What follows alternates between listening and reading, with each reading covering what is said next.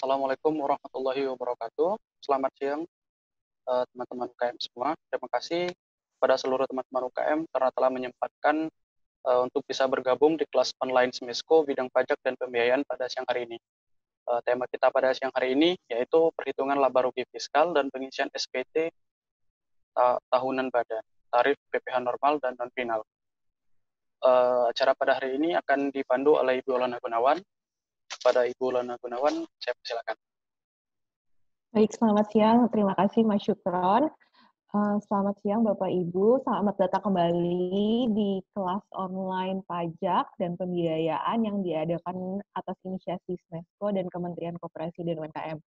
Seperti yang tadi sudah dijelaskan oleh Mas Syukron, pada siang hari ini kita akan membahas mengenai pengisian SPT PPh Badan untuk yang tidak menggunakan tarif PPh final UMKM. Jadi kalau Bapak Ibu sudah pernah mengikuti kelas kami beberapa minggu yang lalu, itu kita sudah membahas mengenai pengisian SPT tahunan badan untuk wajib pajak yang menggunakan tarif PPh final UMKM. Tarif PPh final UMKM itu apa sih? Yang itu loh, yang tarifnya 0,5% per bulan dikalikan dengan omset bulanan. Oke, jadi kalau kita bicara mengenai UMKM, itu kan memang definisi secara pajak itu hanya yang omsetnya sampai dengan 4,8 miliar per tahun. Tapi kalau kita melihat ke Undang-Undang UMKM sendiri, itu definisi dari UMKM adalah usaha. Maaf sekali saya terputus. Melanjuti pembicaraan saya sebelumnya, tarif PPh final UMKM yang kita tahu dengan 0,5% dari omset bulanan itu sendiri, itu sebenarnya sifatnya pilihan atau tidak wajib. Dalam arti wajib pajak bisa memilih untuk menggunakan tarif pajak normal, yaitu 25% dari laba atau rugi tahunan. Sekali lagi, kalau memang dirasa lebih menguntungkan untuk menggunakan tarif PPh normal, terutama untuk perusahaan-perusahaan yang baru mulai beroperasi gitu ya. Jadi di tahun awal mungkin masih mengalami kerugian. Kalau misalnya kita menggunakan tarif PPh non final atau tarif PPh normal, itu kan pengenaan pajaknya 25% dari laba fiskal. Kalau misalnya perusahaannya masih dalam rugi, kemungkinan laba fiskalnya juga tidak ada, atau dalam hal ini rugi fiskal, sehingga tidak ada pajak yang dibayarkan. Sementara kalau PPh final UMKM 0,5% dikalikan omset bulanan itu, kita tahu itu tidak memperdulikan laba atau rugi perusahaannya atau usahanya, tapi tetap harus menyetorkan pajak dari pendapatan tersebut.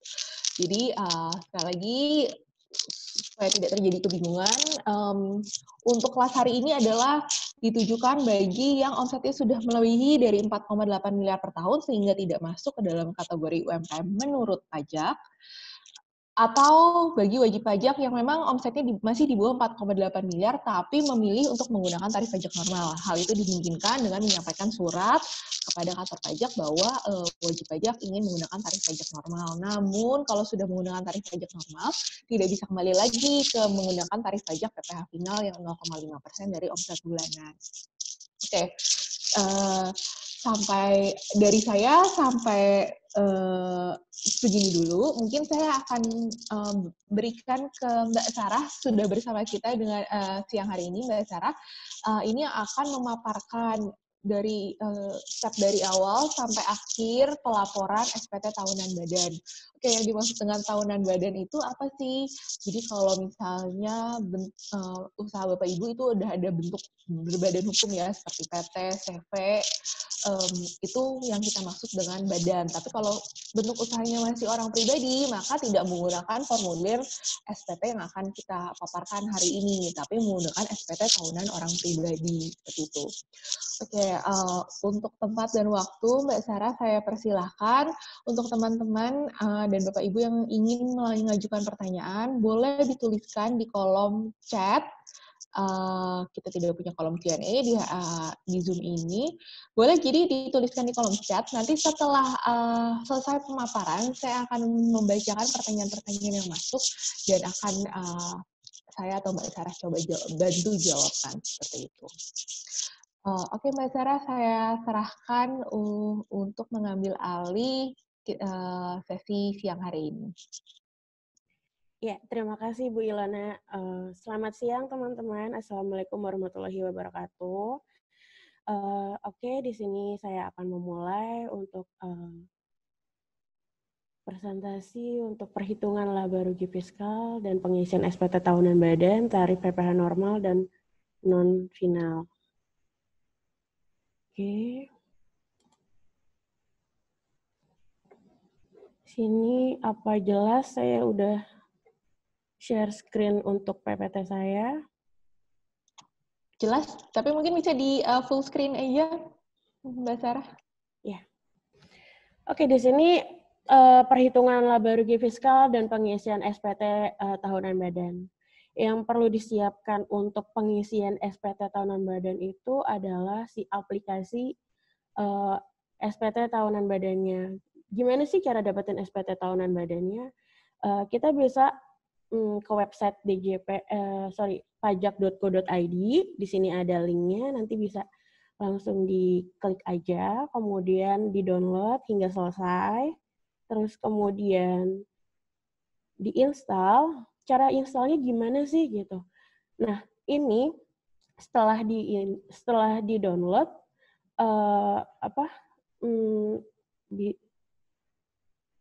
kemudian setelah di-download, kemudian buka downloadannya.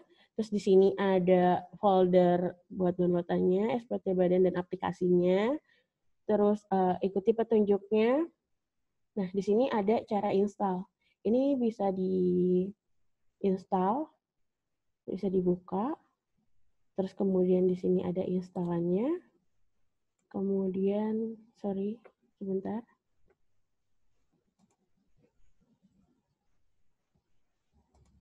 Oke. Nah, di sini ada cara installannya. Nah, diikutin aja stepnya 1, 2, 3, 4 sampai selesai. Terus kemudian perlu diingat, kalau install itu kita harus ingat installnya di mana. Nah, biasanya installan untuk aplikasi-aplikasi itu ada di program file C. Terus kalau untuk yang di DJP di X86, terus DJP, folder /DJP, terus ini nama SPT aplikasinya. Nah, setelah diinstal, ini adalah folder aplikasinya. Di sini ada database, terus ada folder help file. Nah, ini folder aplikasi SPT tahunannya.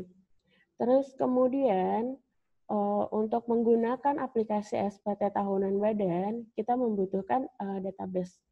Database itu dapatnya dari mana? Nah, yang tadi, database ini ada di dalam sini. Jadi ini database kosong yang dipergunakan untuk membuat PT baru, untuk beberapa PT itu bisa digunakan. Terus gimana cara untuk biar nggak ditiban database-nya, biar nggak hilang, dia tetap kosong. Nah, ini kita copy dulu database yang ada, database awal, kita pindahkan ke folder yang berbeda. Jadi kita bikin folder baru aja untuk database yang kosong ini. Terus kemudian diubah namanya sesuai dengan PT yang mau dibikin. Kemudian udah dipindahin. Nah, ini kan tadi di program file X86. Nah, di sini kita udah pindahin ke local disk. Terus di sini ada folder saya. Terus kita contohkan untuk PT XYZ. Nah, setelah copy database, langkah selanjutnya adalah mengkoneksikan database kita untuk terbaca di aplikasi SPT. Yang dibutuhkan adalah ODBC Data Source Administrator yang 32 bit. Ini di komputer masing-masing udah terinstall, jadi tinggal cari aja di run untuk ODBC-nya. Terus kemudian cara untuk mengkoneksikannya gimana ya? Nah, di sini ada add. Jadi kita udah buka ODBC-nya. ODBC-nya awalnya dari kayak gini. Terus kemudian klik add di sini. Kemudian, nah, dia akan muncul pop-up baru lagi. Dia nanya, ini jenis untuk filenya jenisnya yang mana. Nah, kita pilih yang Microsoft Access Drive yang MDB atau ACCDB. Terus kemudian yang ini. Terus pilih, klik yang finish. Kemudian, dia akan muncul pop-up baru lagi setelah kita pilih si jenis filenya. Nah, di sini ada data share name, source name. Nah, ini kita bisa pilih nama PT kita. Nah, PT kita apa? Misal PT XYZ tahunnya 2019. Biasanya saya menggunakan namanya seperti ini. Terus kemudian pilih database-nya. Pilih database-nya itu di menu select yang di sini. Kemudian lanjut. Di sini ada pilih database. Nah, di sini ini kita pilih yang tadi kita folder DB copy yang kosong itu ada di folder yang mana. Nah, kalau ini kan tadi yang local D, terus yang SPT saya, terus database. Nah, ini database saya ada di sini yang kosong. Kemudian tadi yang udah kita rename jadi PT XYZ. Nah, ini DB-nya. Nah, di sini ada jenisnya juga MDB. Kemudian kita klik OK hingga selesai. Setelah itu sudah selesai untuk mengkoneksikan database-nya melalui ODBC. Terus cara melihat untuk koneksinya berhasil atau enggak, itu kita langsung buka aja ke aplikasi SPT tahunan badannya. Nah, kita klik yang udah diinstal tadi kan aplikasinya, kemudian dia akan muncul nih, klik connect to database. Muncul nggak ya untuk koneksi yang tadi kita udah koneksikan lewat ODBC. Nah, tadi kan kita udah koneksikan dengan nama PT XYZ 2019. Nah, di sini udah ada nih, berarti database yang kosong tadi sudah terkoneksi dengan aplikasi SPT tahunan badannya. Kalau misalkan gagal gimana nih? Kok nggak ada di sininya gitu. Nah, kalau gagal itu bisa diulangi lagi tahap dari yang ODBC awal. Terus ikuti secara perlahan. Terus kemudian kalau udah terkoneksi ini, kita siap untuk melakukan penginputan SPT tahunan badannya. Nah, kalau untuk database kosong, untuk pertama kali adalah yang dimunculin adalah si nanya, dia NPWP-nya berapa? Nah, kita masukin sesuai NPWP yang ingin kita buatkan SPT tahunan badannya. Kita input sesuai SKT-nya, terus kemudian ini juga ada selanjutnya setelah input NPWP, ini akan ada halaman profil wajib pajak. Nah, profil wajib pajak itu ada 2 halaman. Ini adalah halaman pertama. Halaman pertama ini adalah profil di mana PT yang akan kita buat. Nah, di sini ada tulis nama PT, alamat. Ini semua diisi sesuai dengan SKT-nya si perusahaan. Terus kemudian di sini juga ditanya tahun bukunya gimana. Nah, tahun bukunya ini 1 tahun itu dari Januari 2019 sampai Desember. Terus di sini ada perusahaan dagang. Terus kemudian untuk di halaman 2-nya ini untuk pemimpin perusahaan dan nama pejabat penanda tangan. Jadi untuk SPT tahunan ini, untuk pengisian tanda tangan dan pemimpin perusahaannya, ini bisa diisikan di sini. Terus kemudian jika sudah semua, bisa diklik save. Kalau misalkan ada yang salah juga bisa diubah lagi. Atau di tengah tahun ada perubahan akta pendirian atau akta saham segala macam, itu bisa juga diubah di sini. Lalu setelah itu kita masuk ke SPT-nya. Nah, di sini selalu untuk login, username-nya itu selalu administrator dan password-nya 123. Ini adalah username dan password bawaan dari si aplikasinya. Oke, di sini saya akan menunjukkan langsung pengisian si SPT dan kertas kerja dari si laporan keuangannya yang akan kita input ke SPT tahunannya.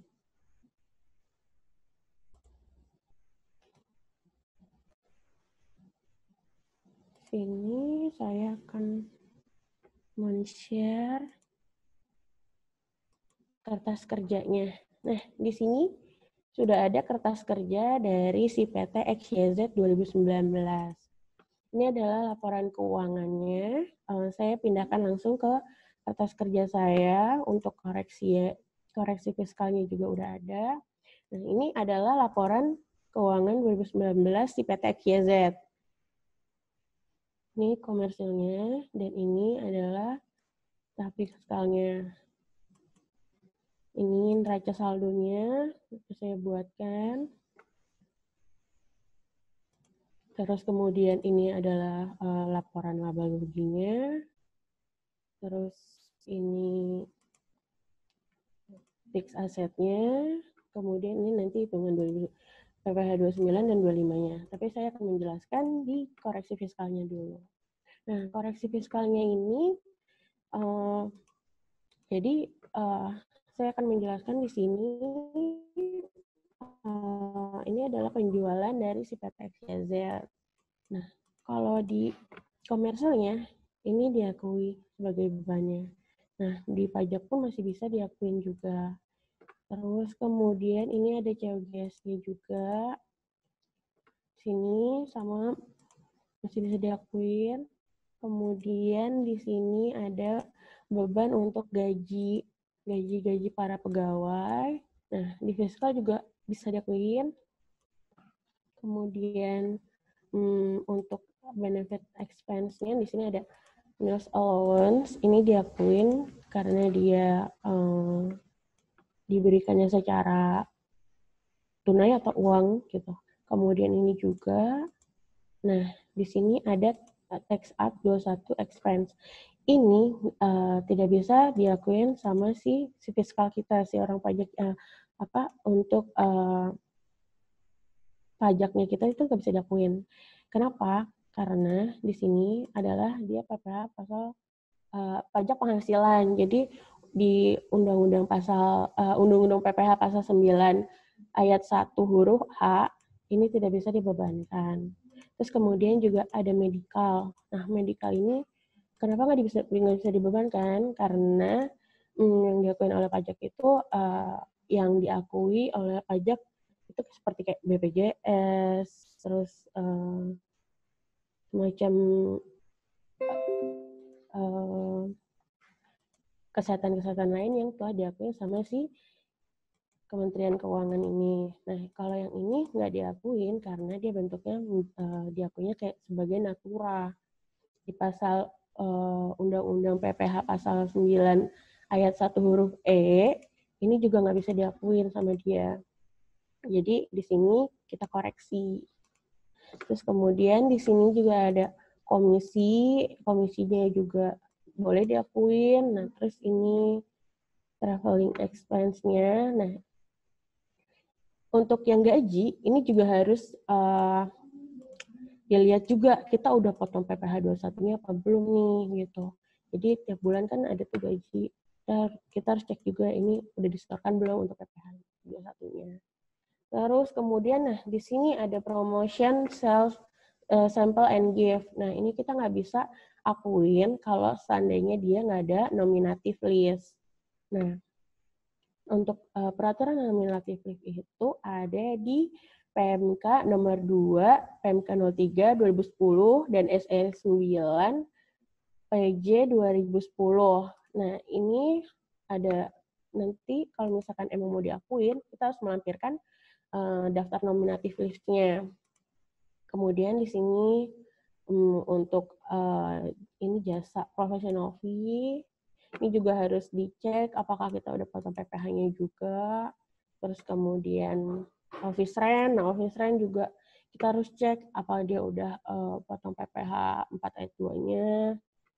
Terus kemudian, nah, tea, coffee, and meals. Ini kita koreksi karena dia tidak berhubungan dengan 3M. Di sini ada terkait dengan 3M untuk jadi 3M itu mendapatkan, menagih, dan memelihara penghasilan. Jadi kalau misalkan ada akun ini, teh, kopi, terus makanan segala macam, itu nggak bisa dibebankan karena dia tidak masuk untuk mendapatkan 3M ini. Jadi kita koreksi.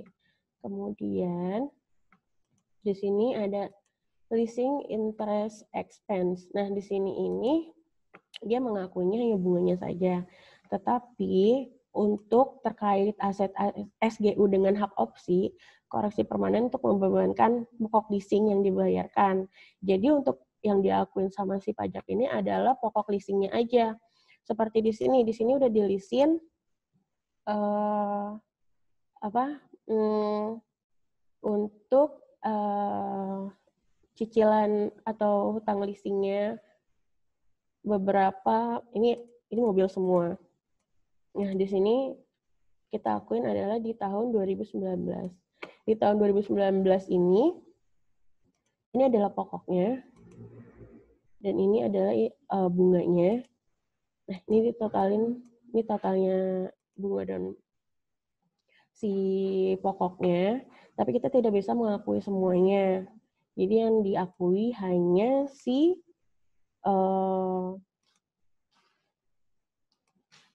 pokoknya saja. Nah, ini juga. Nah, untuk mobil Ayla, nah Ayla ini kan mobil penumpang, jadi hanya bisa diakuin 50%-nya aja. Kemudian sini, jadi kita koreksinya ini. Terus kemudian di sini juga ada interest income dari ini dari bank.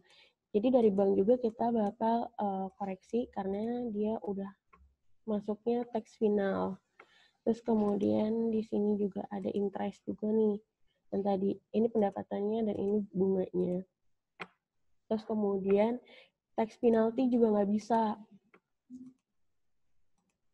dikredit, nggak bisa diakui karena dia sebagai denda pajak itu ada di Undang-Undang PPH pasal 9 ayat 1 huruf K. Di sini juga udah ada di summary kita.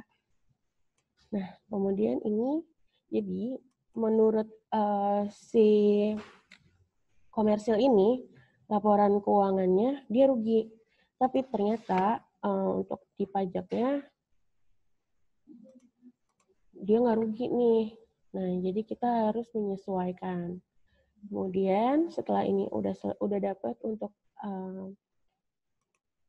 angka fiskalnya, kemudian kita hitung untuk PPh 29-nya. Nah, PPh 29-nya ini penghasilannya. Nah, PPh 29-nya ini kita pakai tarif pasal 31E. Kenapa pakai pasal 31E? Karena di sini dia belum mencapai, kalau 50M itu dia bisa menggunakan fasilitas. Nah, di sini ada menggunakan pasal 31E yang fasilitas itu 12,5%. Jadi kita kaliin dulu. Terus kemudian, nah untuk tahun lalu ini 2019. Nah 2018 kan kita telah menghitung PPh 29 dan 25-nya juga. Untuk tahun lalu kita ada kredit pajak nih, PPh 25 yang kita bayarkan tiap bulan. Nah, PPh 25-nya berapa sih selama setahun? Nah, setahun itu yang tahun lalu itu pajaknya segini, yang disetorkan ke negara PPh 25-nya adalah 161 juta. Nah, ini bisa menjadi pengurang untuk si PPh 29. Jadi setelah kita hitung untuk penghasilannya 12,5%-nya dapatnya segini dan 25%-nya segini. Ini jadi pajak setahun pajak PPh 29-nya itu 176 juta. Terus kita ada kredit pajak dari tahun lalu yang udah kita bayarkan tiap bulan PPh 25 itu 161 juta. Itu bisa jadi pengurang. Jadi 176 dikurang sama 161 itu, jadi kita bayar PPh 29-nya adalah 15 juta untuk di tahun 2019 ini. Nah, kemudian PPh untuk yang 25-nya juga kita hitungin untuk di tahun 2020. Nah, yang diambil dasarnya juga DPP-nya kita ambil dari si koreksi fiskal yang tadi. Itu adalah 752 juta. Kemudian kita kalikan dengan tarif lagi. Nah, di sini pasal 31E juga. Nah, yang di sini adalah tarif baru di mana peraturan pemerintah kemarin itu menurunkan tarif untuk PPh 25-nya yaitu 30%. Jadi dapatlah dari yang 12,5% jadi 11%, terus kemudian yang 25% ini juga jadi 22%. Kemudian kita kalikan lagi, terus dapat untuk yang setahunnya adalah 155 juta. Nah, 155 juta ini kita bagi 12.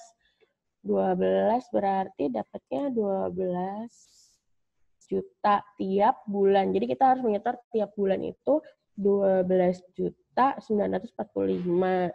Kalau misalkan ada kredit pajak lain, misal dia PPh 22 atau PPh 23 dari penghasilan lainnya, itu bisa juga mengurangi untuk PPh 25-nya. Tapi pengurang untuk PPh 25 yang PPh 25 nggak bisa dijadikan kredit pajak di perhitungan PPh 25 juga. Jadi seperti ini.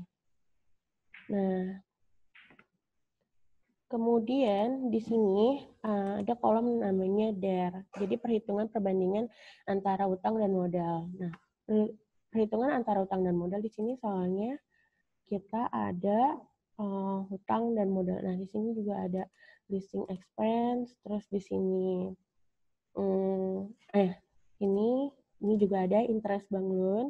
Kita punya utang. Nah, di sini ini adalah untuk utang yang memiliki bunga.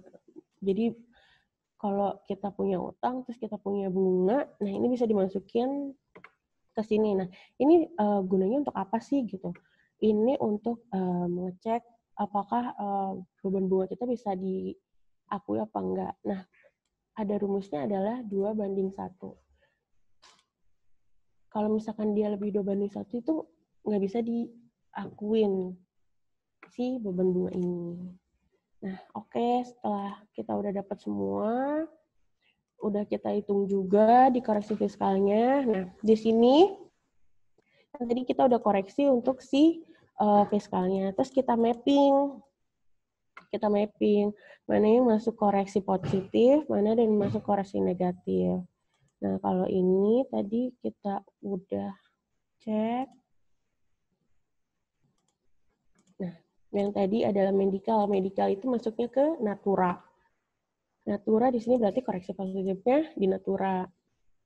Kemudian, nah ini untuk mapping ini adalah memudahkan kita untuk penginputan di SPT tahunan badannya nanti. Jadi kita bikin draftnya dulu nih.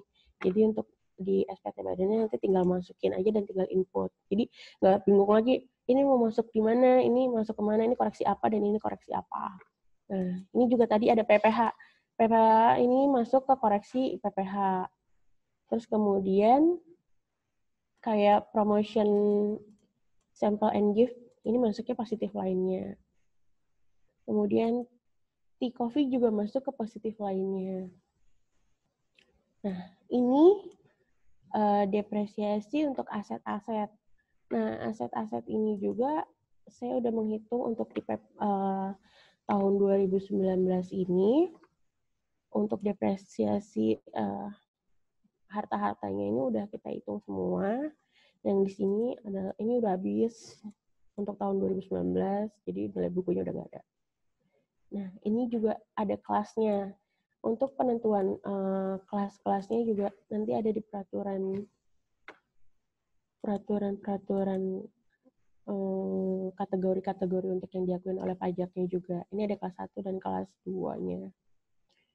Kemudian, nah setelah itu kita dapat nih selisihnya, karena kan pasti ada yang berbeda nih antara komersial dengan si fiskal ini, pengakuannya beda gitu. Ini adalah selisih dari harta-hartanya. Masuk ke selisih penyusutan. Terus kemudian ini ada di tax penalty expense. Ini juga tadi nggak bisa dibebankan juga. Terus kemudian di sini, nah ini ada yang koreksi negatifnya. Terus kemudian di sini ada, ini juga selisih penyusutan juga. Kemudian ini ada mapping lagi untuk laporan keuangannya yang si komersilnya. Jadi untuk lampiran 2 nanti kita akan mapping lagi untuk penempatan si nama-nama akun ini. Nah, di sini ada pengakuan, di sini ada gaji, terus ada biaya transportasi. Nah, ini ada total semua. Kemudian kita kelompokkan semuanya untuk beban, dan ini adalah biaya di luar usaha. Nanti di lampiran 2 akan kita isikan mapping-mapping ini. Nah, ini udah selesai semuanya. Kita udah dapat juga pajak yang dibayarkan. Nah, ini seperti ini. Bayarkan. Ini adalah dibayarkan. Ini kredit pajaknya. Kemudian kita siap untuk input ke SPT tahunannya. Nah, SPT tahunannya saya akan share untuk si aplikasi SPT tahunan badannya. Oke, di sini untuk aplikasinya apakah udah terlihat jelas?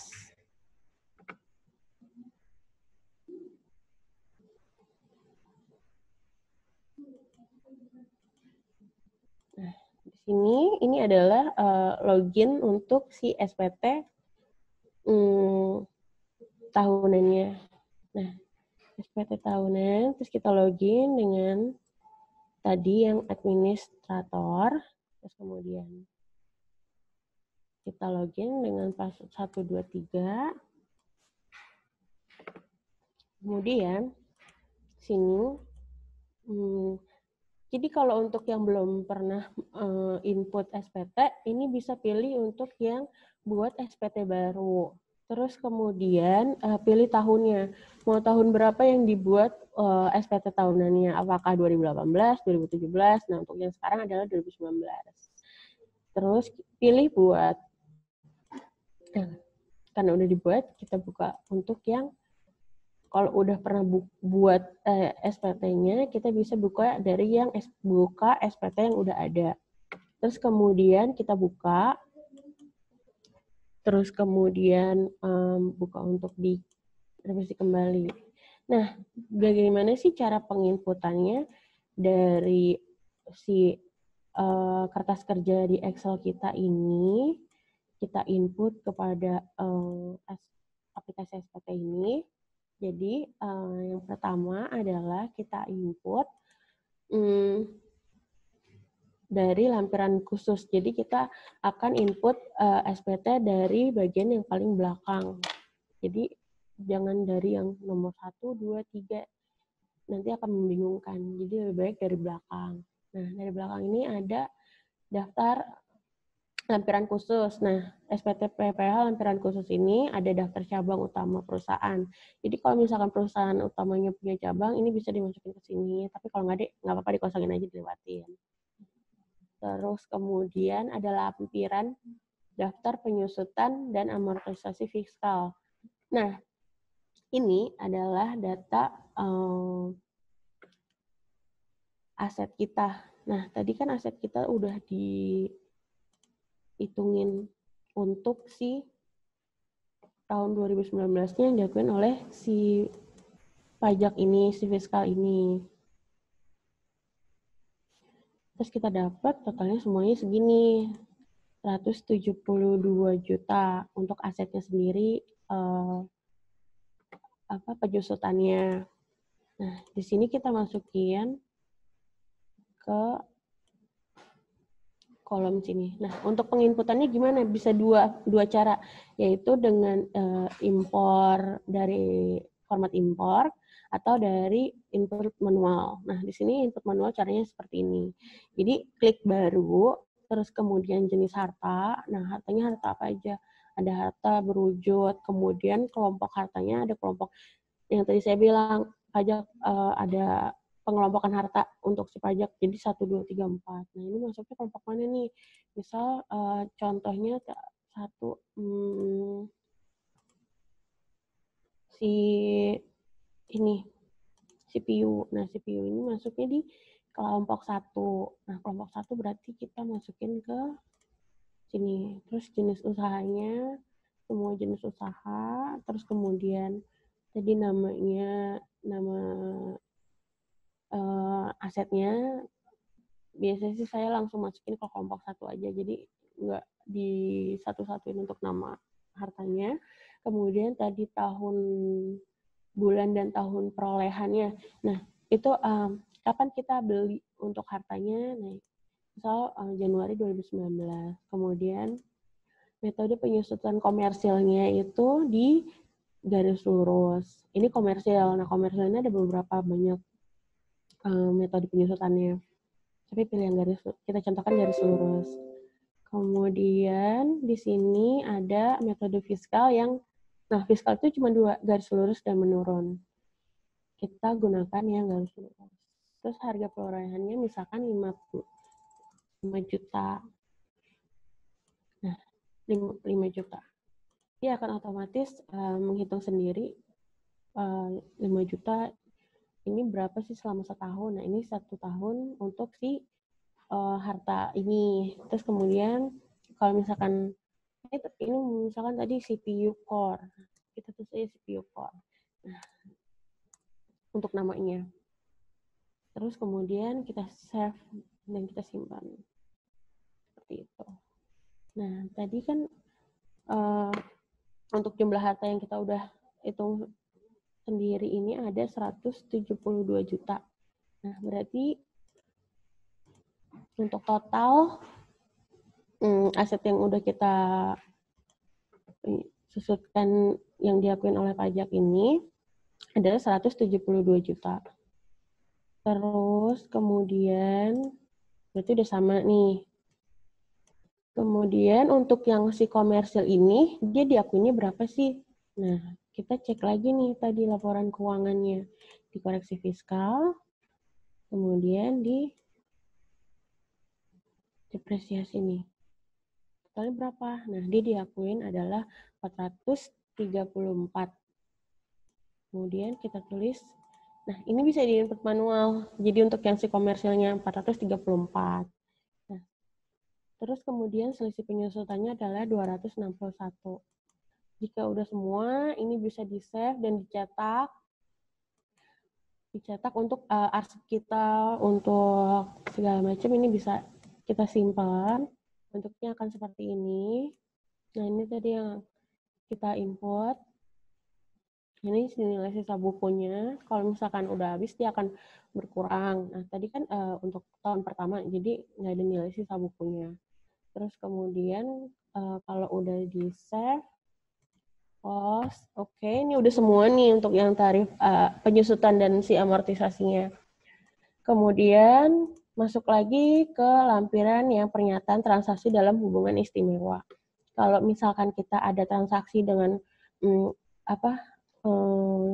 anak perusahaan atau bukan anak perusahaan sih, lebih ke kayak related party, pihak ketiga atau pemegang sahamnya punya PT lain dan kita bertransaksi dengan PT lain, ini kita bisa deklar di sini. Daftar hubungan istimewanya. Nah, ini kalau misalkan ada bisa diisikan, tapi kalau nggak ada, lewatin aja. Kemudian ada lagi di daftar fasilitas penanaman modal. Nah, ini juga kalau misalkan dapat fasilitas dari penanaman modal, ini kita bisa input di sini, kita deklar juga, tapi kalau nggak ada, udah kita lewatin aja. Oke, terus kemudian di sini ada perhitungan kompensasi kerugian fiskal. Nah, untuk PT baru mungkin nggak ada kerugian fiskal, cuman untuk perusahaan-perusahaan yang udah berjalan, mungkin ada tahun lalu yang rugi, itu bisa diakuin sampai 5 tahun kerugian fiskalnya. Jadi misal di tahun 2015 ini rugi gitu. Nih, kita bisa isi manual dari sini. Kalau misalkan dia rugi, kita bisa kompensasikan selama 5 tahun. Oke, kalau ada disimpan, terus kemudian dicetak. Tapi kalau nggak ada, udah dilewatin aja. Kemudian, kredit pajak luar negeri. Nah, kredit pajak luar negeri ada apa enggak? Nah, di sini bisa dibuat juga. Kalau ada, bisa di input. Kalau nggak ada, dilewatin aja. Terus kemudian di sini ada transkrip kutipan elemen laporan keuangan. Nah, ini juga ini harus diisi karena dia akan muncul di lampiran 2 dan lampiran 1 juga. Ini dapatnya dari si balance sheet-nya. Nah, kita bikin di sini. Ini kertas kerjanya. Terus kemudian di sini kita input juga manual. Terus ada neraca aktifnya dan kewajibannya.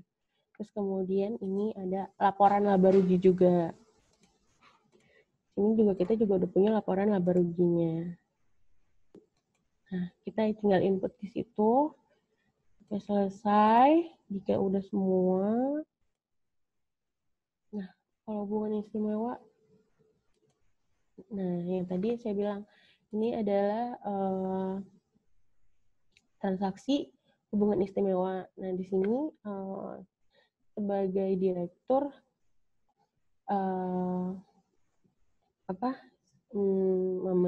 saya meminjamkan untuk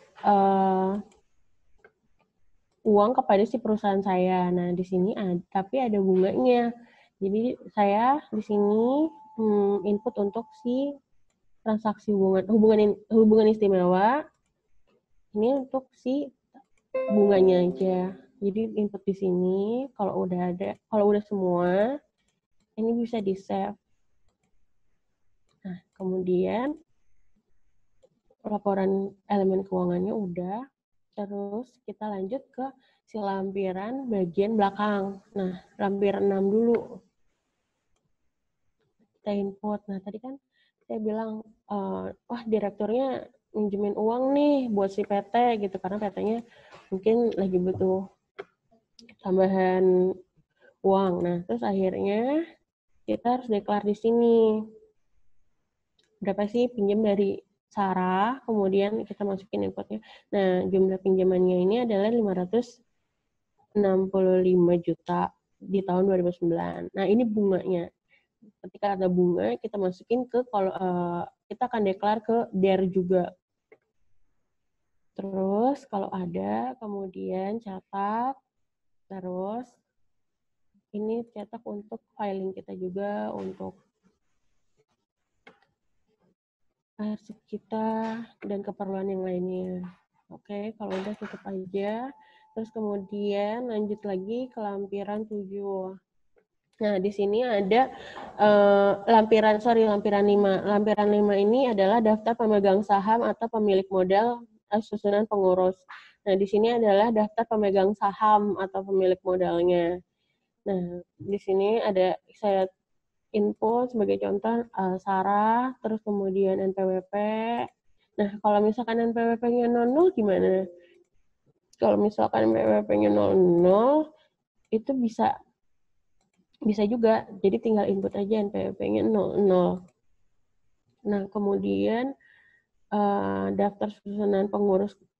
Nah, di sini juga ada kita input untuk susunan pengurusnya. Nah, data ini dapatnya dari mana sih? Nah, data ini dapatnya dari akta pendirian. Nah, kalau ada selain akta pendirian itu biasanya ada akta perubahan juga.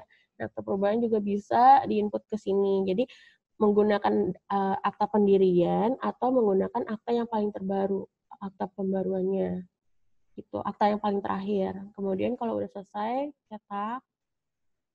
Terus kemudian selesai, kita lanjut ke lampiran yang keempat. Nah, lampiran keempat ini adalah penghasilan yang dikenakan PPh final. Tadi kan ada yang PPh final itu si bunga dari bank. Nah, bunga dari bank ini kita lihat di sini. kita udah koreksi juga. Nah, kita masukkan tadi 5.198.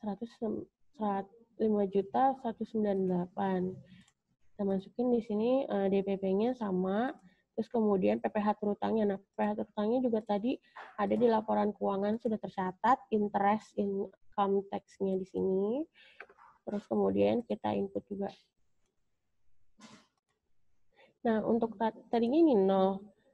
Untuk tarifnya si bunganya itu adalah 20%. Jadi, dia bisa langsung nggak usah manual, jadi tinggal tulis tarifnya aja, kemudian dia akan langsung muncul. Kemudian setelah udah semua diinput di PPh final ini, kita jangan lupa klik save. Kalau nggak klik save, nanti dia nggak akan kesimpan datanya. Terus kemudian klik cetak. Nah, disimpan ini akan muncul di induk nanti. Kemudian lanjut lagi ke kredit pajak. Nah, kredit pajak ini ada nggak sih kayak yang tadi saya bilang 22, 23, nah 26 kalau ada boleh diinputkan di halaman 3 ini. Terus kemudian formulir halaman 2. Yang tadi saya bilang di Excelan ini kita udah melakukan mapping atau pengategorian akun-akunnya. Nah, ini ada biaya usahanya. Ini akan kita ini mempermudah untuk kita penginputan di halaman 2. Halaman 2-nya tadi apa? Ada HPP. Nah, di HPP ini kita juga udah input tadi di sini. Totalnya segini 29 M. Kemudian kita input di sini juga 29 M udah sama. Kemudian biaya usaha lainnya. Terus kemudian juga biaya usaha lainnya udah semua. Kemudian dapat 15.600, 15M600. Di sini juga 15M600 sekian. Kemudian tadi juga ada biaya usaha dari luar usaha. Di sini juga ada biaya luar usaha. Nah, terus kita udah input semua di sini. Terus setelah sudah semuanya, kita klik save juga. Jangan lupa diklik save, terus kemudian dicetak untuk arsip kita. Terus kemudian kita lanjut lagi, kalau udah semua di lampiran 2, kita lanjut lagi ke lampiran 1. Nah, lampiran 1 ini juga adalah mapping untuk si koreksi fiskalnya tadi. Yang kita udah kategorikan juga, kita udah mappingin juga di koreksi positifnya. Jadi di sini ada. Nah, ini untuk PPh final. PPh final ini masuknya ke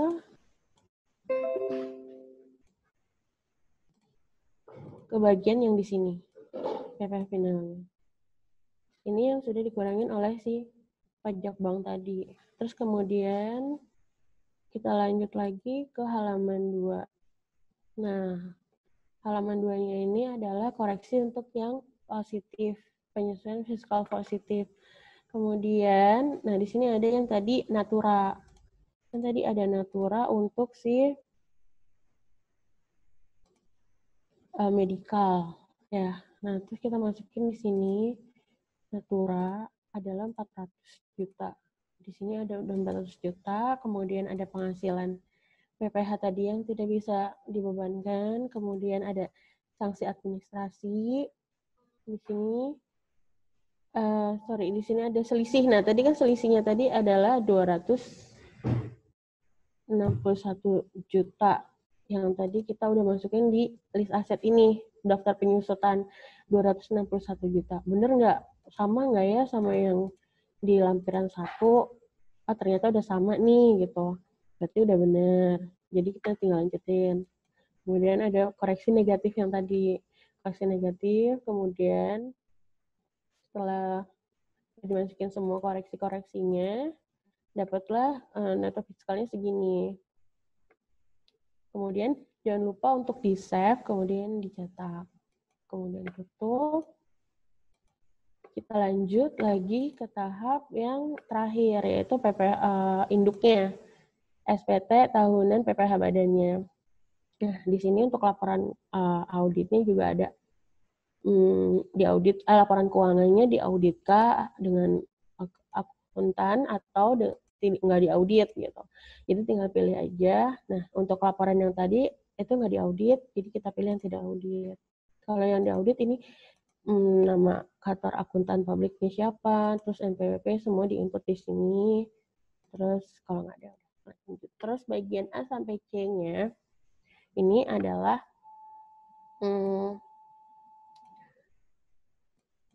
neto dari si yang tadi kita udah masukin di lampiran 1. Itu adalah 752. Benar nggak sih 752? Nah, di sini yang tadi kita udah koreksi 752 juga. Itu udah sama. Terus kemudian kita input sini. Nah, ini nggak bisa diinput manual. Jadi yang tadi di lampiran 1 akan pindah ke bagian induk ini. Terus kemudian untuk tarifnya tadi, di sini ada tarif pasal 17, terus ada yang tarif pasal 31E. Kita pilih yang tarif 31E. Kemudian di sini dia akan menghitung sendiri dengan rumus dia. Nah, ini masih tarif 22%. Oke, terus kemudian lanjut ke bagian C dan D. Nah, C dan D ini adalah untuk mengisi adanya kredit pajak. Seperti yang tadi saya bilang, si saya ini punya kredit pajak di 2018 itu tiap bulannya menyetorkan 161 juta. Terus nih sebagai ini, nah 161 juta. Kemudian kita masukkan sebagai kredit pajak kita di SPT. Kemudian dapat untuk pengurangannya ini masih tarif 22%. Kemudian bagian E dan G adalah untuk perhitungan PPh 25 untuk 2020 untuk tahun berjalannya. Nah, ini bisa manual, kita ambil dari dasar pengenaan pajaknya itu si neto fiskalnya itu 752.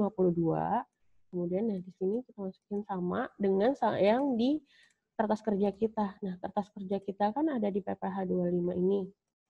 Sama 252. Dengan tiap bulannya adalah 12.900. Sama dengan yang di sini 12.900.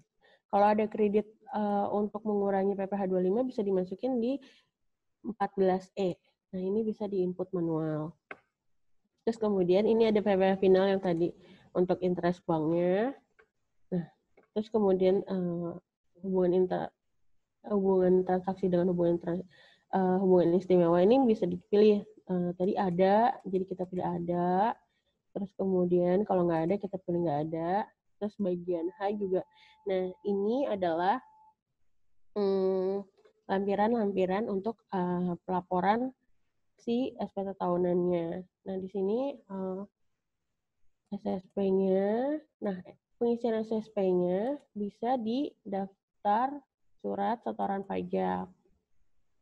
Ini bisa diisikan. Tadi jadinya lebih bayar. Nah, kalau lebih bayar itu berarti ada kompensasi buat tahun depan. Tapi ini tarifnya pasti masih 22%. Gimana sih cara nulisin tarif 25 dan angsuran PPh 22 angsuran PPh 25-nya jadi 22%. Nah, pertama kita pilih angsuran PPh-nya dua-duanya itu 25 sesuai dengan tarif awalnya itu 25. Kemudian kita masuk ke SPT tahunan badan lagi ke bagian yang A. Nah, bagian A ini akan menghitung ulang lagi dengan tarif PPh pasal 25. Nah, untuk PPh tadi yang tadinya jadi tadi kan 22%, nah sekarang kan ini 25%. Nah, 25% ini sudah kita hitungkan memang kurang bayarnya 15 juta. Di sini juga terlampir 15 juta. PPh 29-nya. Nah, 15 juta 335 871. kita cocokin lagi nih, sama nggak 15.335, 821. Udah sama, kita save dulu, kemudian kita close, terus kita ubah lagi tarifnya, menjadi 22 untuk yang PPh 25-nya. Klik simpan. Terus kemudian kita buka lagi SPT PPh induknya, kita langsung buka ke bagian yang E. Karena kalau nanti bagian C, nanti dia akan berubah lagi. Terus kemudian kita refresh, nah dia akan berubah hitungan 22. Dengan tarif 22% di PPh 25-nya. Kemudian kita save aja. Nah, terus nanti kita cetak. Setelah itu, sudah selesai semua. Nah, ini untuk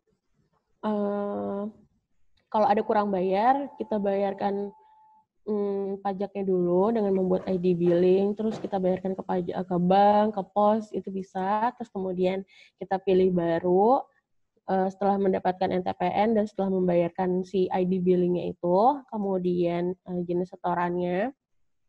Jenis setorannya apa nih? Oh, 29. Nah, 29 ini tahunan, ada di kode MAP-nya 411126, terus jenis setorannya 200 untuk yang tahunan, tapi kalau untuk yang PPh 25 adalah 100.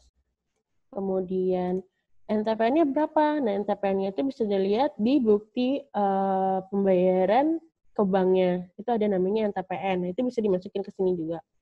Oke, sebagai contoh saya 99-in aja, kemudian jumlah bayarnya sesuai dengan yang terutangnya. 15.381.000.000. Nah, untuk tanggal bayarnya, itu kita masukin di 2020. Di April 30. Biar nggak telat bayar. Nah, udah disimpan. Kita simpan aja.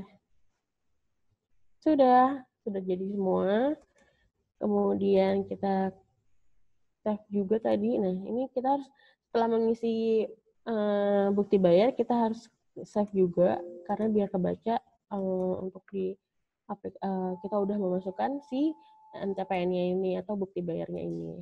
Nah, sudah selesai semua untuk pembuatan si SPT-nya. Kemudian kita lanjutkan untuk si pelaporannya. Gimana sih cara pelaporannya gitu. Saya akan share screen lagi PowerPoint saya.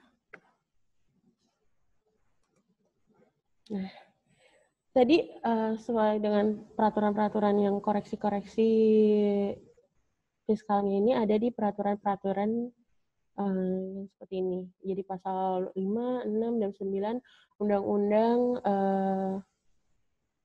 Republik Indonesia nomor 36 tahun 2018.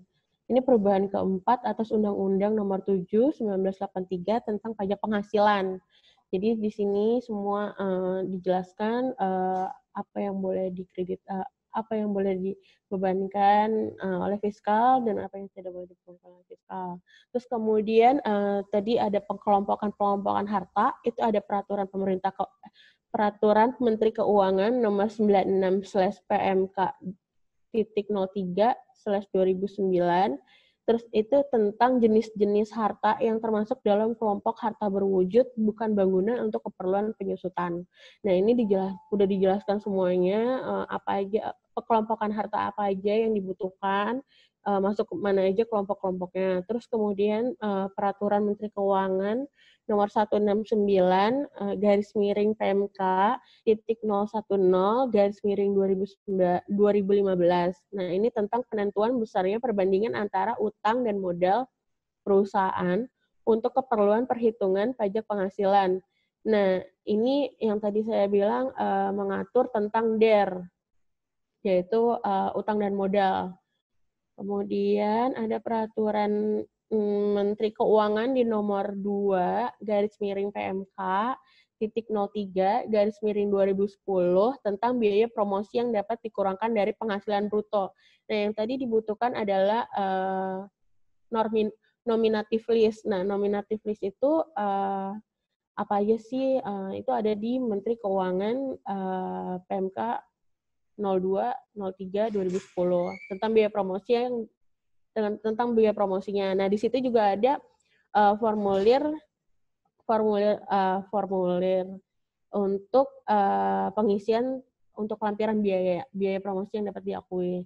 Terus kemudian ada keputusan Menteri Keuangan Republik Indonesia nomor 1190/KMK-01/191 tentang kegiatan sewa guna usaha leasing yang tadi tentang SGU, sewa guna usaha yang kita akuin untuk si fiskalnya tadi. Itu semua ada di peraturan-peraturan yang ini.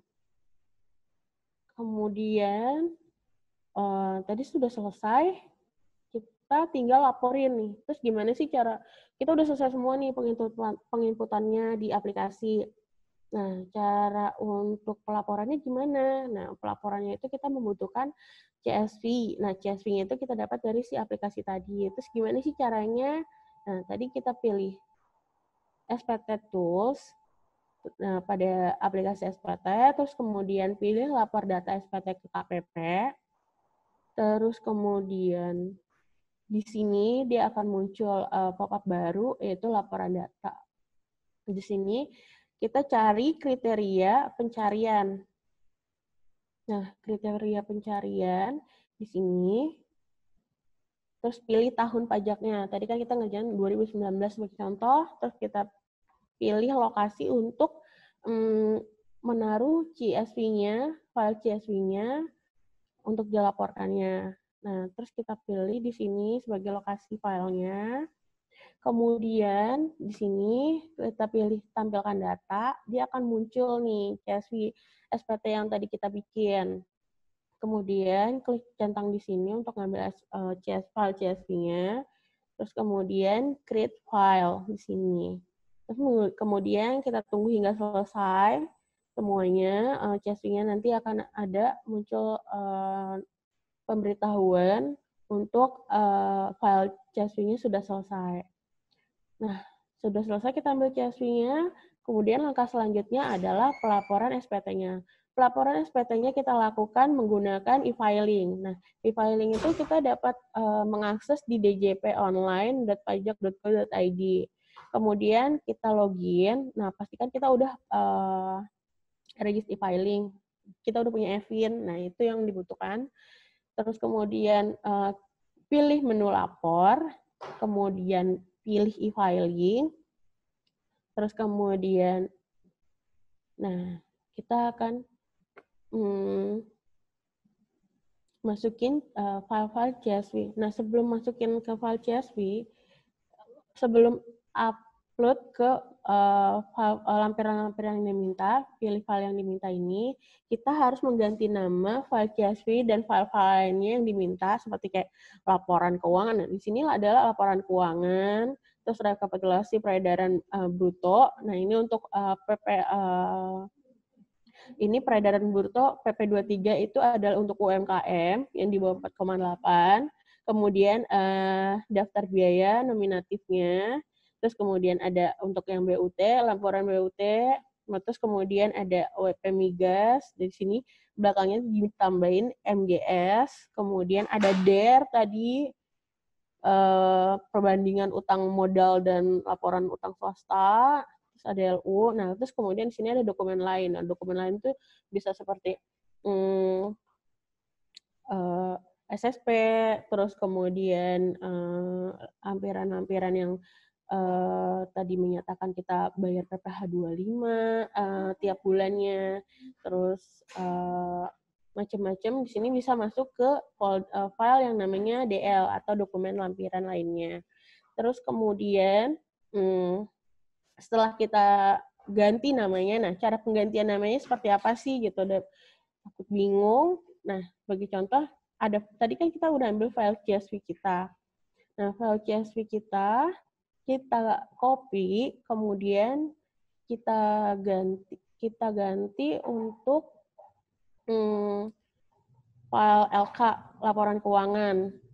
Nah, di sini kita copy dulu nama CSV kita, kemudian di file LK itu kita tambahin belakangnya menjadi LK, seperti ini. Ini adalah nama CSV, kemudian belakangnya ada LK. Terus kemudian tadi ada DM, terus ada DL.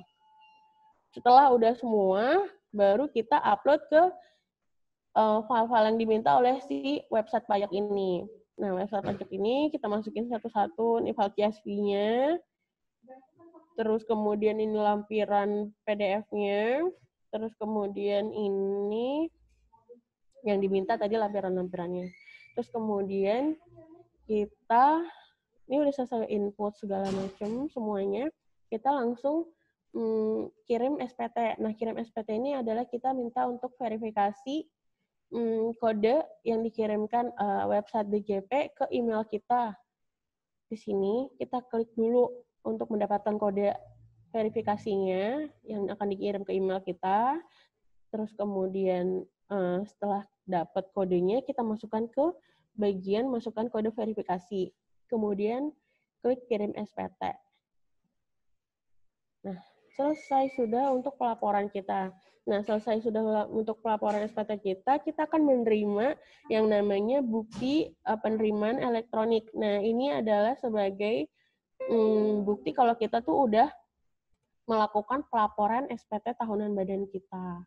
Nah, ini akan diterima bisa di email dan di list e-filing kita sebagai bukti. Oke, sekian untuk pengisian dan perhitungan laba rugi dari si PT XYZ ini. Saya akan kembalikan kepada Ibu Ilona untuk pertanyaannya bisa diajukan di kolom chat aplikasi Zoom ini. Terima kasih. Baik, terima kasih Mbak Sarah. Ya. Pemaparannya cukup panjang ya. Memang kalau kita nih biasanya kalau belajar tentang perhitungan koreksi fiskal di SPT Badan dan pembuatan SPT itu kelasnya biasanya 1-2 hari full panjang hari. Tapi kita coba untuk gimana caranya nih supaya bisa kelasnya nggak usah panjang-panjang deh, tapi yang penting kita bisa memberikan gambaran dulu seperti apa. Nah, untuk Bapak Ibu yang mungkin masih bingung nih, ini tuh apa sih gitu kan. Tadi saya ada sempat baca komentarnya, ini terminologinya sendiri masih bingung gitu dengan accounting. Oke, minggu depan saya akan mengadakan sesi konsultasi privat Bapak Ibu. Jadi bentuknya bukan online class, tapi bentuknya adalah privat, di mana Bapak Ibu kalau ada pertanyaan gitu bisa ditanyakan ke saya, baik terkait materi ini maupun perpajakan UMKM lainnya, seperti itu. Nah, ini saya lihat kolom chat belum ada pertanyaan yang masuk nih. Bapak Ibu, kalau ada pertanyaan yang mau ditanyakan, silahkan ditulis di kolom chat. Cuma sambil menunggu pertanyaan yang masuk nih, mungkin Mbak Sarah bisa dijelaskan nggak sih koreksi fiskal itu kan ada yang positif, ada yang negatif ya kalau kita lihat di kolom fiscal correction, itu di kolom C dan D di sheet Corfis itu ada yang negatif, ada yang positif. Mungkin perbedaannya apa sih Mbak Sarah untuk koreksi fiskal positif dan negatif? Oke, nah kalau untuk koreksi positif itu kita bisa menambah laba untuk si komersilnya gitu. Jadi kalau untuk si koreksi negatif itu kita mengurangi laba dari si komersilnya. Jadi bisa untuk mengurangi dan menambah untuk si komersilnya yang diakuin tadi. Oke, berarti kalau menambah laba itu berarti kan mengurangi biaya atau menambah income ya. Biasanya koreksi positif itu kalau tadi biayanya itu di laporan keuangannya misalnya 1 juta, kita koreksi positif 1 juta, berarti kan biayanya jadi 0 tuh. Saat biaya menjadi 0 berarti laba perusahaannya naik. Ketika laba perusahaan naik kita kalikan dengan tarif pajak, maka pajaknya akan naik. Itu yang biasanya kita sebut koreksi positif. Biasanya koreksi positif itu mengakibatkan pajak terutang menjadi lebih besar. Dan sebaliknya ya berarti ya Mbak Sarah ya, kalau koreksi negatif artinya itu menurunkan income atau menambahkan biaya, sehingga efeknya ke laba rugi itu labanya menurun, sehingga pada saat kita kalikan dengan tarif pajak terutang menjadi lebih sedikit gitu ya pajak yang terutangnya. Betul. Oke. Oke, ini ada pertanyaan dari Pak Rudi. Ini yang kita gunakan memang laporan keuangannya ini masih menggunakan bahasa Inggris. Cuma prinsipnya sih kalau laporan keuangan ini sebenarnya sifatnya adalah data. Data yang memang sudah harus tersedia pada saat ingin melakukan perhitungan SPT badan, terutama bagi yang menggunakan tarif pajak normal. Seperti itu. Jadi untuk laporan keuangan sendiri di sini memang menggunakan bahasa Inggris, Bapak Ibu. Kalau masih bingung, revenue itu adalah pendapatan, cost of goods sold itu adalah harga pokok penjualan, lalu operating expense itu adalah biaya operasional, lalu ada biaya gaji, biaya komisi, biaya perjalanan usaha, biaya penjualan, biaya jasa, biaya general dan admin, dan biaya depresiasi. Oke, ini ada pertanyaan yang masuk dari Pak Rudi. Untuk peredaran usaha lampiran 1, apakah hanya non-final saja atau peredaran usaha yang digabung dengan final keseluruhan? Ini maksudnya di SPT ya Pak ya? SPT lampiran 1, mungkin Mbak Sarah bisa ditampilkan screen lampiran 1 SPT-nya, supaya kita semua bisa melihat.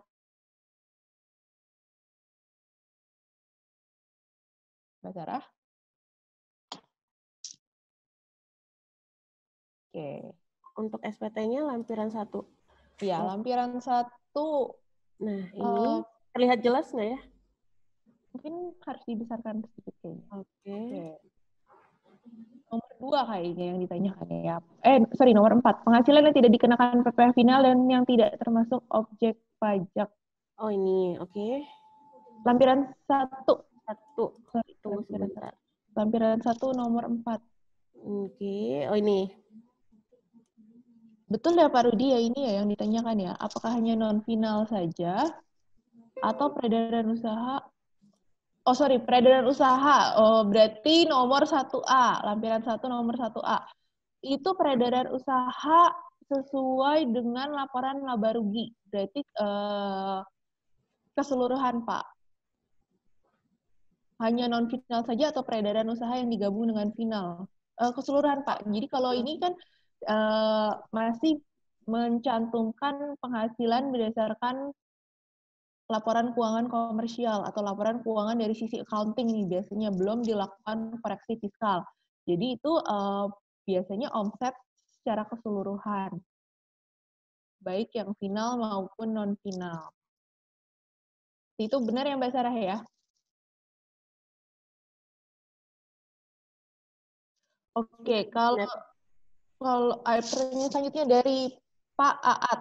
Jika laporan keuangan tidak dikoreksi fiskal, efeknya apa ya? Oke, mungkin ini saya jelaskan sedikit, kenapa sih laporan keuangan itu kita perlu koreksi fiskal? Karena laporan keuangan yang biasa kita dapatkan dari tim accounting, itu kan memang menunjukkan laba rugi dan neraca perusahaan sesuai kondisi accounting-nya gitu ya. Secara pajak sendiri kita perlu melakukan penyesuaian karena seperti yang tadi kita sampaikan, Mbak Sarah sampaikan itu ada biaya-biaya tertentu itu yang memang tidak bisa dijadikan beban pengurang pajak gitu.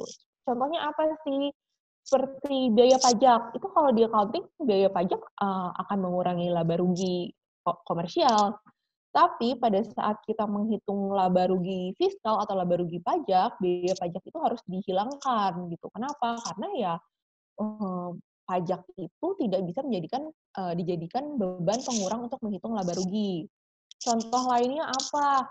Natura yang diberikan kepada karyawan dalam bentuk misalnya imbalan makanan, lalu reimbursement medical, asuransi kesehatan, itu dianggapnya natura sehingga tidak bisa dijadikan beban pengurang pajak seperti itu. Sementara kalau di sisi accounting sah-sah aja dijadikan beban pengurang. Lalu untuk biaya promotion, sample, dan gift. Untuk biaya promosi, entertainment itu harus ada nominative list-nya. Nominative list-nya itu sesuai dengan yang tercantum di PMK nomor 2 tahun 2010 dan SS 9 2010. Di situ harus dijelaskan bentuk promosinya apa, lalu berapa nominalnya. Kalau untuk biaya entertainment itu entertainment-nya di mana, siapa yang diberikan, terkait proyek apa. Tanpa nominative list ini, beban tersebut tidak bisa dijadikan beban pengurang pajak. Begitu pula juga dengan beban-beban yang tidak ada kaitannya dengan kegiatan untuk mendapatkan, memelihara, dan memperoleh penghasilan. Seperti misalnya kita menyediakan teh, kopi, dan makanan untuk karyawan di pantry dapur. Nah, itu kan sebenarnya tidak terkait dengan kegiatan usaha, dalam arti tanpa disediakan fasilitas ini pun tetap usaha itu bisa berjalan dan tidak mempengaruhi kemampuan perusahaan untuk mendapatkan, menagih, dan memelihara penghasilan. Seperti itu. Dan ada juga nih penghasilan-penghasilan yang sudah dikenakan PPh final, seperti misalnya penghasilan deposito atau penghasilan bunga tabungan di rekening perusahaan. Seperti yang kita tahu, bunga itu kan sebenarnya sudah dipotong pajaknya oleh bank, dan pemotong sifatnya itu adalah final. Dalam arti apa? Begitu sudah dipotong, pajak final itu tidak akan diperhitungkan kembali gitu. Jadi untuk pendapatan bunga sendiri, khususnya bunga dari bank dan bunga deposito, itu tidak akan dimasukkan ke dalam perhitungan laba rugi fiskal. Dengan demikian kita biasanya melakukan koreksi fiskal. Kalau income itu biasanya untuk kita kurangi itu dikoreksi negatif seperti itu. Jadi kenapa kalau tidak melakukan koreksi fiskal, tentu saja perhitungan laba rugi fiskalnya itu dan perhitungan pajaknya tidak akan akurat karena tidak sesuai dengan peraturan perundang-undangan di perpajakan, di mana ada biaya-biaya tertentu yang memang tidak dapat dikurangkan sebagai biaya pengurang pajak. Oke, ada pertanyaan lagi. Untuk mapping, apakah bisa gunakan aplikasi si Apik? Mekanismenya bagaimana untuk diolah ke laporan SPT tahunan? Oke, untuk aplikasi si Apik yang di kelas saya beberapa minggu lalu, Bu Sari mungkin ya yang dimaksud. Untuk aplikasi si Apik itu sendiri hanya bisa mengeluarkan laporan laba rugi dan neraca. Jadi seperti yang saya sampaikan tadi, untuk membuat SPT tahunan yang non-final atau menggunakan tarif pajak normal, itu harus ada minimal laporan laba rugi dan neraca. Nah, si Apik ini aplikasi yang memang membantu untuk membuat laporan laba rugi dan neraca. Namun untuk mapping sendiri, kalau kita lihat di sheet koreksi fiskal, mapping ini sebenarnya itu adalah bagian dari kertas kerja pembuatan SPT tahunan badan. Kenapa? Karena ini memudahkan kita pada saat memposting ke SPT. Jadi sudah kita kolom-kolomkan sesuai dengan formulir SPT, sehingga pada saat kita memindahkan kertas kerja kita dari Excel ke SPT, itu akan menjadi lebih mudah, seperti itu. Jadi untuk mapping tidak bisa melalui aplikasi si Apik. Aplikasi si Apik itu hanya sebatas membuat laporan keuangan. Pertanyaan selanjutnya dari Pak Muhammad Ajib. Maaf Kak, mau tanya kalau kompensasi kerugian itu bagaimana prakteknya ya? Oke. Mungkin bisa ditampilkan itu, Mbak Sarah, lampiran kompensasi kerugian. Oke, ini ya. Kompensasi kerugian itu, jadi prinsipnya gini, kalau untuk wajib pajak badan, kalau memang rugi secara fiskal, itu bisa dikompensasi sampai 5 tahun ke depan. Contohnya, misalnya di tahun pertama perusahaan beroperasi itu rugi. Lalu di tahun kedua juga masih rugi gitu ya, karena mungkin investasinya masih banyak, lalu untuk brand awareness-nya juga belum cukup baik, penjualannya juga belum cukup baik gitu. Jadi itu pada umumnya sih masih lumrah gitu ya untuk usaha-usaha yang di tahun-tahun awal itu masih struggling dan mengalami rugi secara laporan keuangan. Nah, rugi ini bisa kita akumulasi pada saat misalnya tahun ketiga perusahaan tersebut mendapatkan keuntungan gitu kan. Misalnya tahun pertama rugi 100 juta, tahun kedua rugi 50 juta. Sehingga terdapat kompensasi rugi 150 juta yang bisa dikompensasikan pada saat perusahaan di tahun ketiga untung. Seandainya perusahaan tahun ketiga untung 200 juta. Berarti pajak yang harus dibayarkan hanya atas 200 juta dikurangin 150 juta, hanya dari 50 juta. Dalam arti rugi di tahun-tahun sebelumnya itu bisa digunakan untuk meng-offset keuntungan di tahun yang akan datang. Tapi ini batasnya ada batasnya yaitu 5 tahun. Gitu. Nah, untuk formulir ini biasanya kita isi apabila perusahaan dalam mempunyai kompensasi rugi. Karena di kasus yang kita bahas tadi itu tidak ada kerugian baik dari tahun-tahun sebelumnya maupun di tahun ini, sehingga tidak muncul nih. Lalu mungkin bingung nih, itu tadi kayaknya laporan laba ruginya rugi deh perusahaannya. Betul, laporan laba rugi secara komersialnya itu memang dia dalam keadaan rugi. Namun pada saat kita sudah lakukan koreksi fiskal, kita keluarkan beban-beban yang memang tidak bisa dibebankan secara pajak, itu hasilnya menjadi untung, Bapak Ibu. Sehingga formulir ini tidak kita isi. Gitu ya. Lalu ada pertanyaan lagi dari Atta. Untuk mengisi DAR itu bagaimana ya? Kalau dilihat dari neraca dan laba rugi, di laporan keuangan kan totalan sedang di DAR per bulan. Sama kalau lupa lampirin pas lapor, mending langsung pembetulan apa nunggu dari surat dari pihak pajak. Oke. Betul. Untuk DAR itu kita hitungnya berdasarkan dari neraca per bulan. Bisa ditampilkan perhitungan DAR kita, Mbak Sarah? Untuk laporan neraca bulanannya memang tidak kita tampilkan di sini. Kenapa? Karena kita khawatirnya nanti membingungkan gitu ya, karena terlalu banyak sheet-sheet-nya. Karena laporan neraca per bulan sendiri kan sudah 12 sheet sendiri tuh, gitu. Tapi memang prinsipnya ini adalah kita ambil saldo hutang di masing-masing bulan berdasarkan neraca bulanan. Yang hanya kita berikan di sini datanya adalah neraca tahunan. Sehingga konsepnya saja yang penting perlu dipahami bahwa untuk masing-masing hutang dan modal ini kita ambil datanya berdasarkan dari saldo hutang dan saldo modal di neraca bulanan. Seperti itu. Yaitu posisi hutang dan modal di akhir setiap bulan. Jadi tanggal 31 Januari, 28 Februari, gitu ya. Pada saat closing setiap bulan, biasanya perusahaan itu membuat laporan laba rugi itu bulanan dan tahunan. Jadi di bulanan juga ada neraca, ada laba rugi, di tahunan juga ada laba rugi dan ada neraca. Untuk DAR sendiri hanya perlu dibuat apabila perusahaan itu mempunyai beban bunga yang ingin dikurangkan sebagai beban pengurang pajak. Kita perlu hitung DAR-nya, tapi kalau misalnya memang perusahaannya tidak punya pinjaman, nggak punya beban bunga, nggak perlu menghitung DAR ini. Ini sifatnya optional, case by case, seperti itu. Kita tampilkan di sini dalam hal memang perusahaan mempunyai beban bunga pinjaman. Kalau misalnya lupa melampirkan sesuatu gitu ya pada saat pelaporan SPT, itu sebaiknya segera dilaporkan melalui mekanisme SPT pembetulan daripada menunggu surat dari kantor pajak.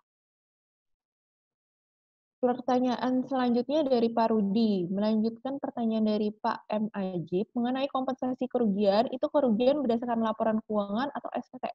Berdasarkan laporan laba rugi fiskal, Pak Rudi. Jadi laba rugi yang sudah dikoreksi fiskal.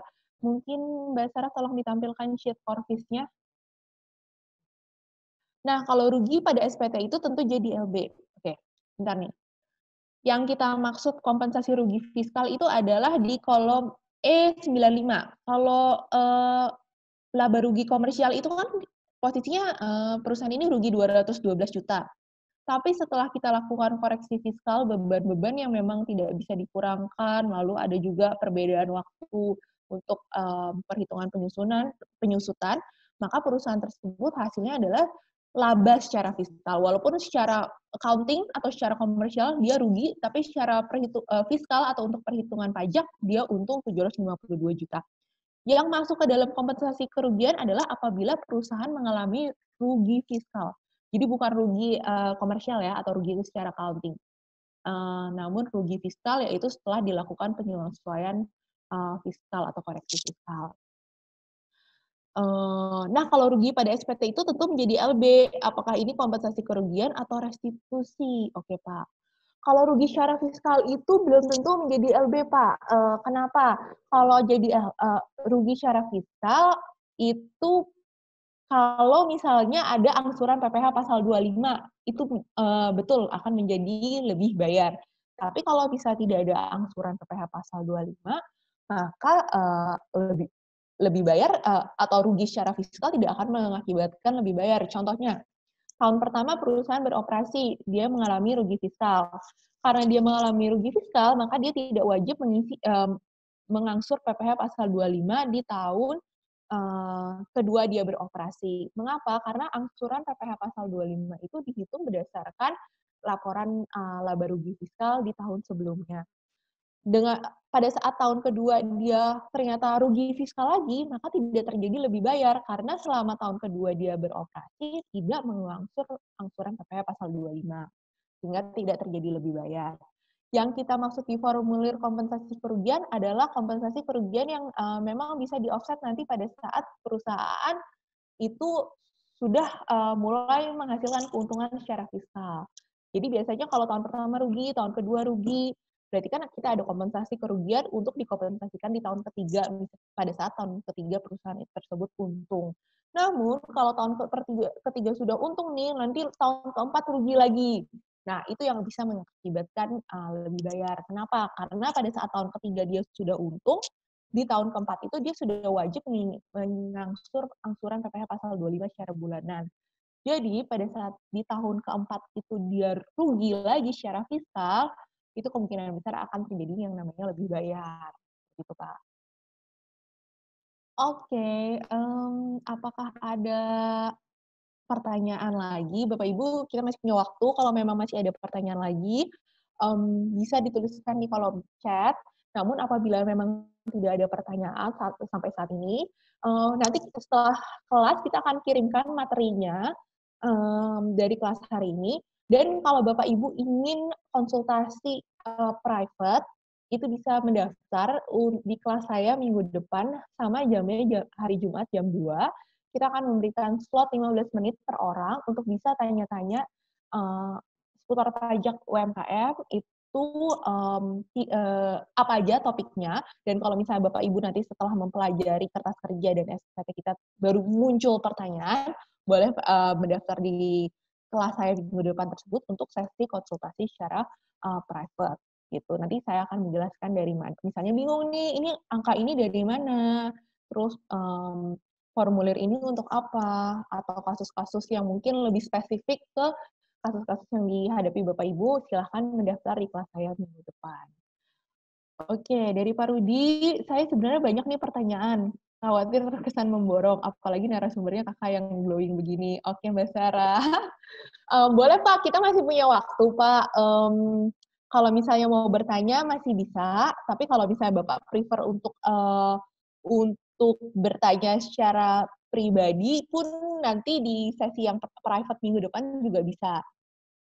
Kalau misalnya Bapak masih ada pertanyaan, bisa di-share, mungkin Bapak Ibu yang lain juga sambil ingin menyimak, mungkin belum kepikiran juga gitu ya pertanyaannya sekarang, jadi sambil mendengar pertanyaan dari Bapak Ibu yang lain, bisa mendapatkan insight-insight seperti itu. Oke, ini ada pertanyaan yang masuk. Apakah angsuran PPh 25 ini wajib? Jika lebih bayar, apakah tetap harus mengangsur PPh 25? Oke, Pak. Angsuran PPh 25 ini wajib apabila perusahaan sudah menghasilkan laba fiskal. Seperti di contoh kita tadi, walaupun perusahaan secara accounting tuh rugi ya, tapi setelah kita lakukan koreksi fiskal kan menjadi untung 700 juta. Nah, wajib mengangsur PPh 25. Angsuran PPh 25 ini apa sih tujuannya? Jadi kan kalau kita bikin SPT badan itu kan sifatnya tahunan gitu ya. Jadi kantor pajak ini ingin kita itu sebenarnya mencicil kewajiban perpajakan tahunan ini dicicil setiap bulan, sehingga apa, beban cash flow-nya tidak berat pada saat nanti mensubmit SPT tahunan langsung besar gitu kan pajak yang harus dibayarkan. Makanya itu kita diminta mencicil berdasarkan hasil laba dari tahun sebelumnya untuk angsuran di tahun yang mendatang. Contoh, di tahun 2020 ini kita mengangsur PPh 25 berdasarkan perhitungan SPT tahunan Badan 2019. Di situ kita sudah dapatkan laba fiskalnya berapa, lalu pajak terutangnya berapa, dan dibagi 12, itulah nilai yang harus kita angsur di tahun 2020 setiap bulannya. Jika lebih bayar, apakah tetap harus mengangsur PPh 25? Oke, jadi harus dibedakan nih, antara lebih bayar itu kan PPh pasal 29 ya. PPh pasal 29 itu adalah posisi apakah masih ada pajak tambahan yang harus kita bayar setelah memperhitungkan kredit pajak PPh pasal 25. Seandainya memang di tahun 2020 contohnya kinerja usaha saya menurun sehingga pajak yang saya harus bayarkan menjadi lebih kecil dibandingkan apa yang sudah saya bayarkan di 2019. Namun kan saya sudah telanjur mengangsur PPh pasal 25, ini berdasarkan dari kinerja saya di tahun 2019. Ini yang akan mengakibatkan lebih bayar. Kenapa? Biasanya itu karena memang kinerjanya di tahun berikutnya itu menurun. Sementara angsuran PPh 25 itu dihitung dengan asumsi bahwa paling tidak kinerja laba fiskal perusahaan itu sama dengan tahun lalu. Kalau naik berarti akan ada kurang bayar, yaitu PPh pasal 29 yang harus disetor tambahan pada saat mensubmit SPT tahunan badan. Namun kalau ternyata lebih kecil, berarti kan angsuran 25-nya itu udah lebih besar daripada pajak yang harus saya bayar ya. Angsuran 25 itu kan sifatnya kredit pajak di SPT tahunan badan. Itulah yang akan mengakibatkan lebih bayar. Untuk memitigasi lebih bayar itu ada mekanismenya apabila kinerja perusahaan menurun, seperti contohnya pada saat pandemi seperti ini, wajib pajak bisa menyurati kantor pajak masing-masing untuk untuk meminta permohonan pengurangan angsuran PPh pasal 25 dengan memberikan proyeksi laporan laba rugi di tahun 2020 berdasarkan dengan bulan yang sudah berjalan. Misalnya nih sudah berjalan 6 bulan, ternyata turunnya sangat jauh dibandingkan dengan periode yang sama di tahun 2019. Nah, itu bisa mengajukan permohonan pengurangan angsuran PPh pasal 25 ke kantor pajak terdaftar dengan melampirkan bukti-bukti pendukung tersebut. Seperti itu, Bapak. Oke, mungkin kita tunggu 4 menit lagi. Kalau misalnya masih ada pertanyaan, Bapak Ibu bisa silahkan dituliskan di kolom chat. Kita akan coba untuk membacakan dan menjawab. Namun kalau misalnya tidak ada dan nanti baru kepikiran nih pertanyaannya, bisa mendaftar untuk sesi konsultasi di minggu depan. Oke, perlu saya jelaskan lagi, dan saya tekankan lagi, materi kita hari ini khusus bagi yang omsetnya sudah melebihi dari 4,8 miliar atau memilih untuk tidak menggunakan tarif PPh final UMKM. Bagaimana apabila Bapak Ibu tidak ingin menggunakan tarif PPh final UMKM yang 0,5% dari omset bulanan?